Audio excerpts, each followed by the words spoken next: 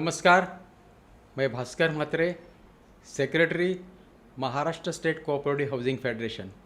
हमने अभी एक नई सीरीज चालू की है कॉन्स्टिट्यूशन ऑफ इंडिया। उस बारे में आज हमने एडवोकेट श्री प्रसाद परब जो कॉन्स्टिट्यूशन एक्सपर्ट है उनको यहाँ इनवाइट किया है। तो मैं एडवोकेट श्री प्रसाद परब जी को रिक्वेस्ट करता हूँ कि आप हमारे जो व्यूअर्स हैं उनको कॉन्स्टिट्यूशन के बारे में जानकारी दें। धन्यवाद Matre sir. Article 4 of the Indian constitution के बारे में आज हम जानकारी लेने का प्रयास करेंगे।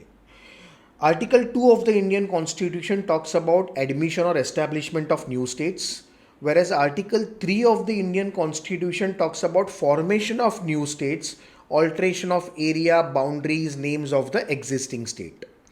जब पार्लियामेंट ये पावर्स एक्सरसाइज करते हैं आर्टिकल 2 एंड आर्टिकल 3 के, तो वहाँ पे शेड्यूल 1 और शेड्यूल 4 में अमेंडमेंट्स होते हैं। Schedule 1 and schedule 4 of the Indian constitution talks about name of the states और यूनियन टेरिटरीज। शेड्यूल 4 जो है वो allocation of seats to the Rajya Sabha. तो यहाँ पे जो अमेंडमेंट्स होते हैं because of the exercising power by the parliament with regards to article 2 and 3, तो ये amendments shall not be treated as constitutional amendments under article 368। यही कहा गया है article 4 of the Indian constitution में।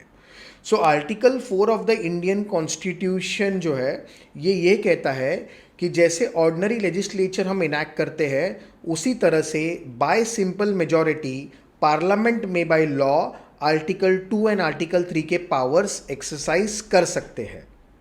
तो इन शॉर्ट कहेंगे तो article 2 and article 3 talks about the power granted to the parliament by the Indian constitution, and article 4 talks about the procedure.